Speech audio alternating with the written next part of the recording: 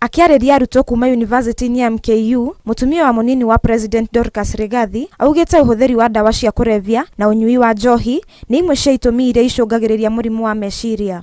Thĩna wa mũrimũ wa meciria actually ũrĩa mũingĩ ũkĩte na ũhoro wa andũ kũnyua ndawa cia kũrebia. Pastor Dorcas oho augĩte thirikari ĩrĩ mũhari-inĩ wa mbere gũtigĩrĩra nĩ yaka ceceni cia gũteithia kũgarũra mĩgendere ya arĩa marikĩte ũkombo-inĩ wa njohi na ndawa cia kũrebia thĩinĩ wa icigo cia ũmbunge. President already nĩ manjĩrĩirie mĩbango ya ku make sure thĩinĩ wa counties and sub county nĩ tũgũkorwo na rehab centers cia kwanjĩrĩria kũrorana na gũthondeka arĩa mena mĩrimũ ĩno thĩinĩ wa matũra. Augĩte harĩ na bata thukuru gũtigĩrĩra nĩ irĩ na atarani arĩa marĩtaraga arutwo. Ũhoro wa mũrimũ wa meciria ũkwenda wanjĩrĩria gũthomithio kuma o kũrĩa primary, na tũkoragwo na counselors na tũgakoragwo na chaplains arĩa marĩhotaga gũthikĩrĩria ciana ici. Oho nĩ agathĩrĩirie thirikari kumana na makinya marĩa itacũkĩtie kũhũrana na njohi cia ibango.